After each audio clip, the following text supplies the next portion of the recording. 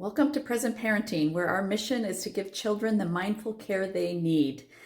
My name is Amy, and today I'll introduce the basic concepts of the following stage, which typically spans between ages 1 and 8. This video gives just a brief overview. So to really understand present parenting, follow along on Instagram, Facebook, or YouTube, where I will continue to share all of my content for free. You can also join a free upcoming live Q&A or participate in a Marco Polo Sharecast where you can ask questions privately and listen to my thoughts and answers at your leisure. As I continue to create content, I will also post it on my website at www.presentparenting.org. In my years of mentoring parents, I will say that it is the following stage that gets the most questions. So get your notepad out and prepare to walk away with lots of questions for me. And trust me, I am here to help. I'm going to start this following stage intro with a famous quote by one of the most famous scientists in history. Albert Einstein said, "Setting an example is not the main means of influencing others, it is the only means." From a genius who figured out how to explain some very complex scientific concepts, let's all absorb Einstein's advice and accept the fact that the human brain was not made to be controlled. On a scientific level, healthy prefrontal cortex growth can only be influenced. In fact, if you get anything out of present parenting, I hope it is this. Trying to control behavior by using made-up rewards and punishments is actually counter to healthy prefrontal cortex development. So this begs the questions: how do we set control aside? And how can we influence healthy brain development in our children? I believe the secret is in understanding and mindfully applying the 6 mindsets of present parenting. As a child experiences the security and nurturing of the attachment stage at the bottom of the accountability pyramid, the next natural step for healthy brain development is the following stage, which typically spans ages 1 through about 8. The word following signifies the lead by example parenting style that Albert Einstein is talking about. When we think of following, we don't think of forcing, do we? When someone follows, it is their choice to do so. And after successful attachment stage, children are wired to learn to follow us. I'm not always saying they will follow you. Remember that kids have very primitive brains that are wired to react to everything in their environment. But over the course of these many tender young years, your child will instinctively pay very close attention to you. Just like little ducks sense security in their mother and instinctively follow her to water. With your steady physical and emotional presence during the following stage, your child will have enough opportunities to watch your modeling that they will begin to gravitate towards positive, mindful behaviors in the world around them as well, little by little and of their own free will. From a brain science perspective, let's remember and accept that your child's primitive brain is still very dominant during the following stage, and therefore we won't shift our disciplinary focus to accountability quite yet. Having a primitive brain during these early childhood years is not only normal, but is also a good thing. Here's why. Without a prefrontal cortex, children are uninhibited in their exploration, which helps them seek new skills with great passion and therefore learn at a very rapid rate. They are like sponges that subconsciously soak up everything, which, for example, allows them to learn whatever language their parents speak without much conscious effort. On the challenging side, however, since your child's prefrontal cortex has minimal power to help with emotional regulation in the face of stress or to help balance out-of-control instincts in the face of exciting temptations, your child's primitive brain will produce lots of unchecked animalistic behaviors. Remember that the primitive brain is in charge of self-preservation, so alongside learning critical survival skills like using a spoon or getting dressed, you'll also see self-defensive tantrums like hitting and hoarding and stealing, and the list could go on. But don't panic. Self-defense is normal during the following stage. It only means that, just like the attachment stage, children in the following stage are still quite vulnerable and in need of being in the presence of a mindful caregiver who can wisely lead them. So what is the mindset to use during the following stage? The following mindset is identical to the attachment mindset, but does include a subtle and very important addition involving your child's natural attention. A parent that is practicing the following mindset will bear the burden of each disciplinary moment for or with their child, still without expecting them to feel personal accountability, but while the child is aware or watching. The parent's focus is on inspiring their child through mindful modeling and leading.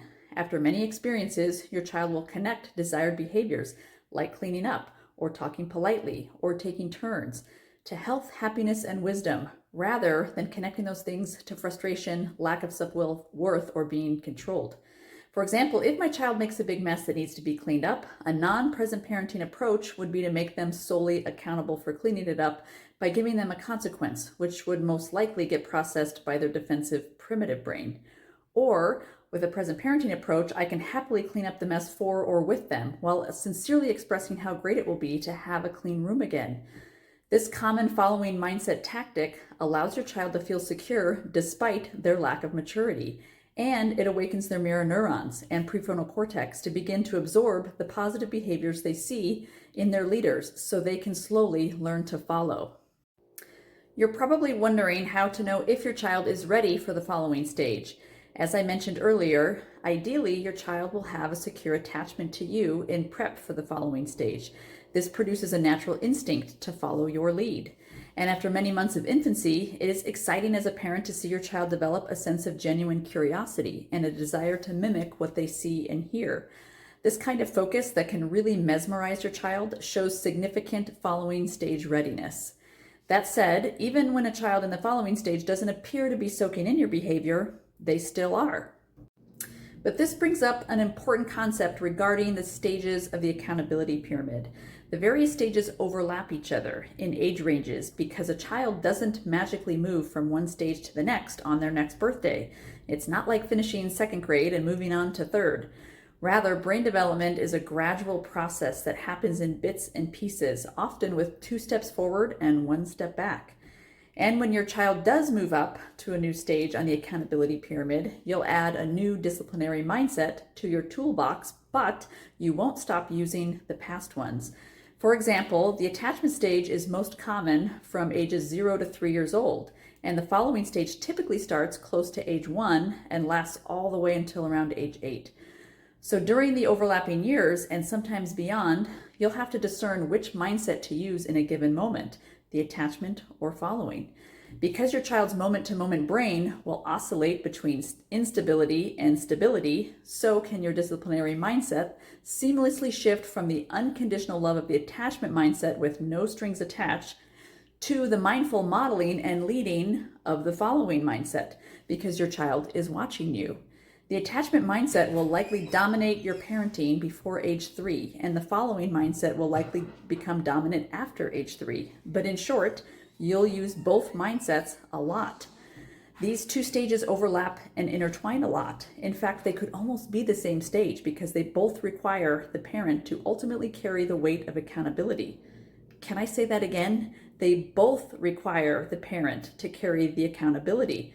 But I've noticed that there is a distinct difference between a child who is so vulnerable that they aren't capable of paying attention to any form of teaching and a child who feels secure, sometimes after a vulnerable moment subsides, and is capable of absorbing how a mindful caregiver is acting. So the distinction between the attachment and following mindset is less about a parent's tactics and more about a parent's expectations. If in a given moment you're hoping for an incredible follow the leader experience and your child just isn't having it, it's okay and even important to be content with accepting that the attachment mindset is enough. Trust me, you will have many chances for the following mindset when your child is soaking in your actions because it's a very long stage. I'm guessing many who are considering present parenting for the first time are wondering if modeling is enough discipline to help a child's prefrontal cortex develop. So let me tell you about another key aspect of brain development that will help ease your mind. In the 1990s, scientists discovered a type of neuron in the brain that quite literally has the monkey see, monkey do effect.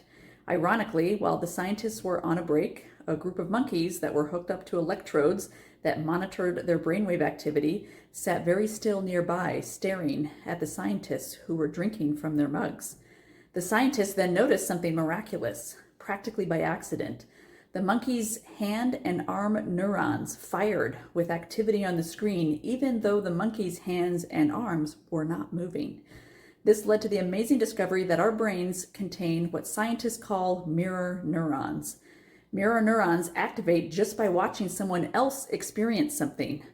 Scientists believe that mirror neurons are instrumental in learning because they are quite literally prepping our bodies to take real action so we can eventually imitate what we see. This is why the following stage is called the following stage, because the prefrontal cortex cannot yet put limits on how your child processes their environment. Your child's mirror neurons will soak in everything they see and start showing your child's body how to act before your child is physically capable of doing things themselves.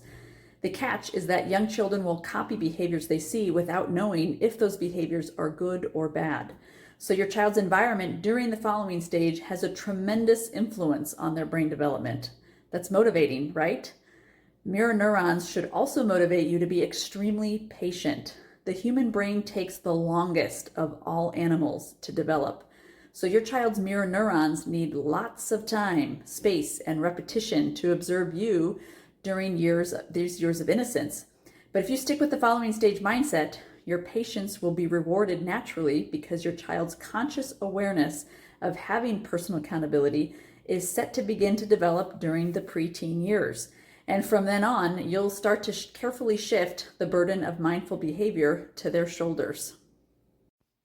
Let's pause for a second and talk about genetics. If environment is critical, how does genetics play in? We know children inherit genes from both their biological mother and father, and we know genes are passed down for generations. In other words, your child comes pre-wired, so to speak, for various instincts. If you have a child in the following stage, I'm sure you've noticed several personality traits that would make you say, yep, they came this way. But the environment can help determine the degree to which those genetic behaviors become strengths or weaknesses for your child. For example, if your child was born with an instinct for aggression, then during the early years of the following stage without a PFC, your child might use their genetic ability to conquer new skills head on. And they might use their aggressive nature to push their playmate when their territory is threatened. Or if your child is born with a submissive personality, they might use that genetic tendency to please the people around them in good ways and in harmful ways. So your awareness and acceptance of your child's genetic instincts is crucial because you can't change who they are. But your leadership role in nurturing them through the ups and downs of those genetic instincts is also crucial because you absolutely can influence who they ultimately become. Let's talk about how you will lead your child with the following mindset.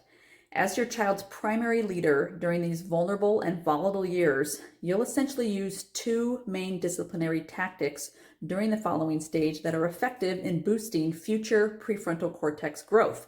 And hopefully you caught the word future because present parenting isn't about a short-term fix.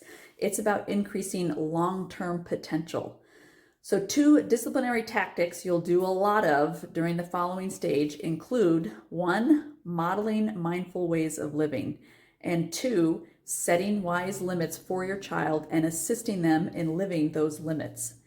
In the face of challenging moments, I'm talking about tantrums in the store, fights over toys, meltdowns about which color cup they got, defiant outbursts over leaving the park.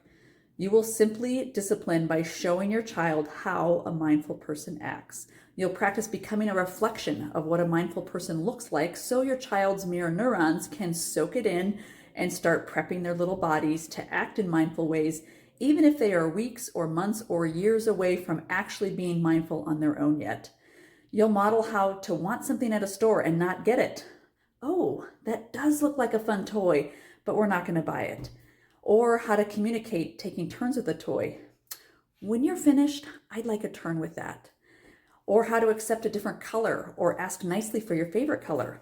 I like green. May I have green, please? And how to transition to a new location. Now it's time to go home to eat lunch because park time is over. You'll also decide the best limits for your child. When is it playtime versus cleanup time? How many bedtime stories are enough? How often will we brush our teeth? How much screen time is okay, and how much sugar is way too much. And you'll lead them, hand in hand or kicking and screaming in living those limits without blaming them when they struggle. You'll endure with patience and grace, or at least you'll try, because that's what a mindful person does. And you'll do this over and over and over again because most brain connections require lots of repetition. Now, I do have some words of caution for you. There are many common disciplinary practices that trend during the following stage years that do not align with present parenting. And while I'm just going to be brief here, please know that I will continue to explain in more depth as I continue to create more content. Present parenting does not recommend using timeouts or creating systems that have made-up consequences attached to them because both of these methods put the weight of accountability on the shoulders of the child when the child doesn't have a strong enough prefrontal cortex to handle it yet.